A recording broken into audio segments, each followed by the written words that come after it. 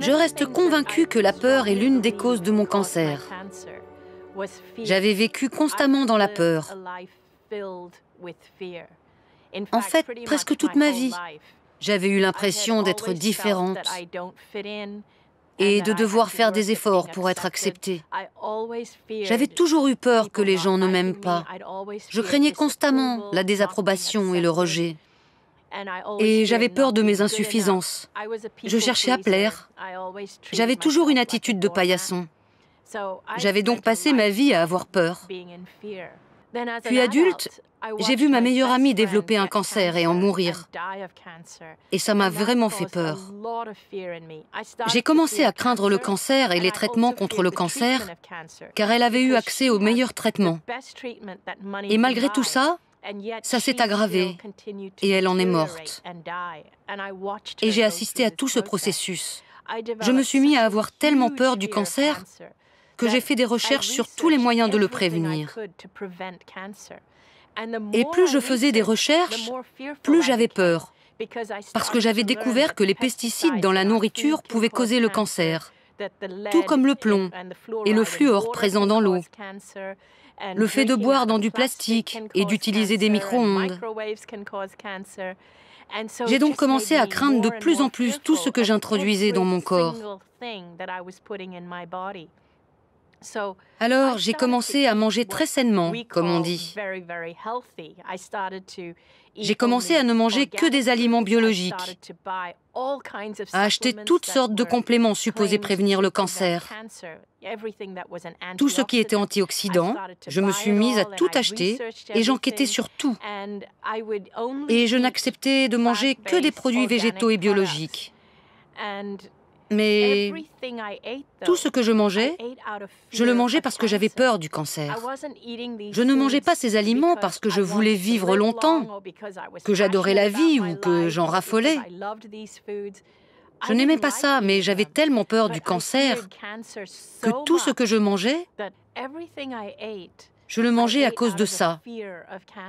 Pas par amour de la vie, ni de mon corps, ni par désir de longévité. Rien de tout ça. La chose la plus importante que j'ai apprise en mourant, quand j'étais dans l'autre monde, c'est que chaque décision et chaque choix que j'ai fait jusqu'à me retrouver allongée sur ce lit d'hôpital a été induit par la peur, non par l'amour. Alors, à partir de ce moment-là, je me suis promise que tant que je vivrais, je ferai mes choix par amour. Je comprends que ce soit difficile pour les gens qui n'ont pas vécu une telle expérience de comprendre vraiment ce que j'ai ressenti. Et si je partage mon histoire aujourd'hui, c'est pour qu'ils sachent qu'il existe autre chose, qu'il existe bien plus, sans avoir à traverser ce que j'ai traversé. Je me souviens surtout, à mon retour de l'autre monde, de m'être demandé pourquoi je n'ai découvert ça qu'après ma mort. Et si je n'étais pas revenu, pourquoi on ne l'apprend qu'après la mort? J'ai alors compris que nous naissons avec ce savoir. On naît en sachant qu'on aime et qu'on est aimé. Je pense que nous naissons en sachant qui nous sommes, mais qu'au cours de la vie, ça commence à s'estomper et qu'on commence à avoir peur parce qu'on se nourrit de peur. Ça commence par notre éducation, notre société et notre culture.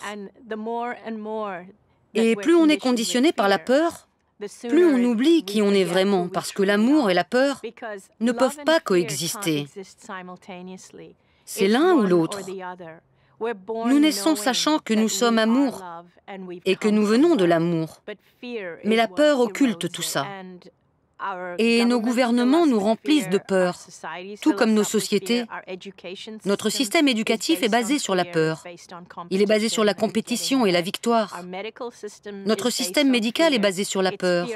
Il promeut la peur de la maladie plutôt que le bien-être. Même nos religions sont toutes fondées sur la peur de l'au-delà, alors qu'il n'y a rien à craindre de l'au-delà. Donc, quand je partage mon histoire, je ne pense pas que les gens apprennent quelque chose de nouveau. Ce que je remarque, c'est que ça rappelle aux gens quelque chose qu'ils savaient déjà. C'est pour ça que je la raconte, parce que je sens que ça déclenche quelque chose en eux et qu'ils se souviennent de quelque chose qu'ils savaient à leur naissance.